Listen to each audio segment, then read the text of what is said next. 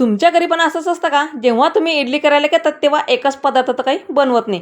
त्यापासून बनवल्या जाणारे सर्व प्रकारचे पदार्थ तुम्ही मुलांना बनवून देत असता. आमच्या घरी पण सेम तेच असतं.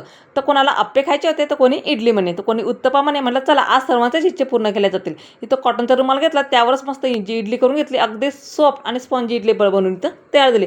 दुसरा पदार्थ जो आहे तो म्हणजे उत्तप्पा. इथं नॉनस्टिकचा तवा घेतला आहे, तुम्ही कुठलाही तवा वापरू शकता. त्यावर थोडंसं बॅटर घातलं, कांदा, टोमॅटो, हिरवी मिरची घातली, कोथिंबीर घातली, लाल तिखट, मीठ घातलं. दोघी जण उलटपुलट करून उत्तप्पा आपला हा भाजून तयार झाला आहे. तुम्ही पाहू शकतात एकाच बॅटरपासून आपण किती पदार्थ इथं बनवत आहे. तिसरा जो पदार्थ आहे तो म्हणजे अप्पे. तेच मिश्रण वापरलेले डाळ, तांदूळ आणि थोडेसे पोहे मिक्स केले. अगदी मऊसूत आणि स्पॉन्जी इडली किंवा इतर कुठलाही पदार्थ अगदी सॉफ्ट तयार होतो. आता अप्पे पण दोघी साईडने उलटपुलट करून घ्यायचे दोघी साईडनं आणि आलटून पालटून करून ब्राऊन रंग येईपर्यंत अप्पे हे भाजून घ्यायचे.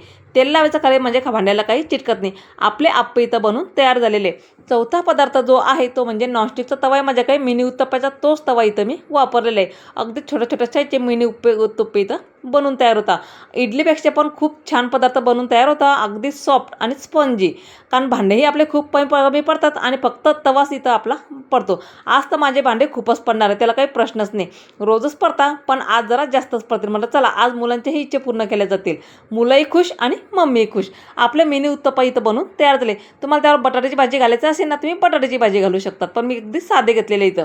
त्यासोबत मी सांबर आणि पुदिन्याची चटणीसुद्धा बनवून केलेली आहे.